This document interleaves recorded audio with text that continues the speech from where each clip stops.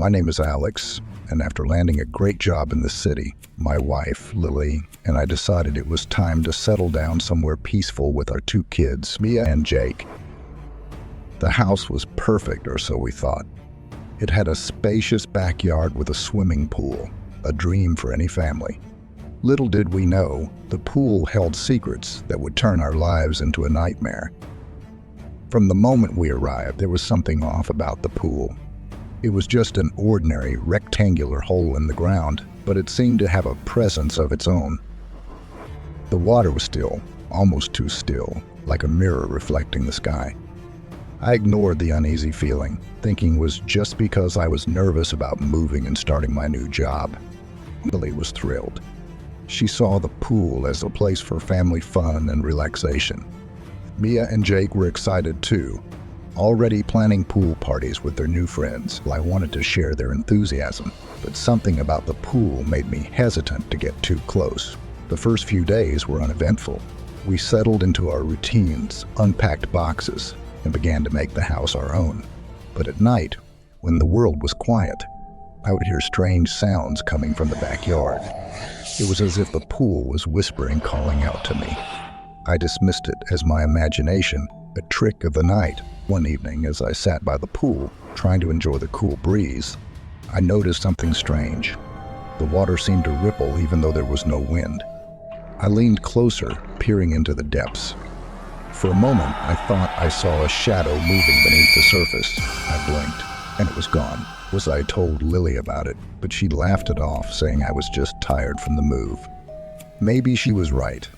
I had been busy adjusting to my new job and the responsibilities of settling into a new home. But deep down, I knew there was something more to it. The turning point came one night when Jake decided to take a swim after dinner. Lily and I were in the kitchen, cleaning up, when we heard a splash followed by a scream. We rushed outside to find Jake clinging to the edge of the pool, his eyes wide with terror. "Dad, something's in there!" he shouted as he climbed out of the water. I quickly pulled him to safety, my mind racing. "What did you see?" I asked. He shook his head, clearly scared. Lily hugged him tightly, trying to comfort him. I stared at the pool, my thoughts whirling. Could it be true? Was there something hiding under the water? That night, I couldn't sleep. I kept replaying Jake's words in my mind. I decided to do some research, hoping to find an explanation. What I discovered was chilling. The house had a dark history. Years ago, a young girl had drowned in the pool under mysterious circumstances. Her death was ruled an accident. But rumors persisted that something sinister was at play. I shared my findings with Lily, but she remained skeptical. "It's just a story, Alex. We can't let it scare us." But I couldn't shake the feeling that we were in danger. I became obsessed with the pool, watching it day and night. I even set up cameras to monitor any activity. At first, there was nothing unusual. But then, the footage revealed something terrifying. In the dead of night, the water would churn violently as if an unseen force was stirring it. Shadows danced beneath the surface, taking on shapes that defied explanation. I showed the footage to Lily, and for the first time, I saw fear in her eyes, where she whispered, clutching my arm. "We need to get rid of it," I insisted. "Drain the pool, fill it in, whatever it takes." Lily nodded, finally understanding the gravity of the situation. We made plans to have the pool removed, but before we could act, things took a turn for the worse. One evening, Mia went missing. We searched the house frantically, calling her name, but she was nowhere to be found. Panic set in as we realized the last place she had been was the backyard. Laced outside, my heart in my throat. The pool was eerily calm, the water reflecting the moonlight. I called out for Mia, my voice cracking with desperation. And then I saw it, a small hand breaking the surface, reaching out for help.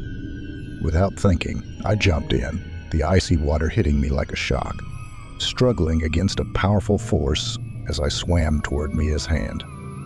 I grabbed her and we broke the surface, both gasping for air as I pulled her to safety. She was shaken but unharmed.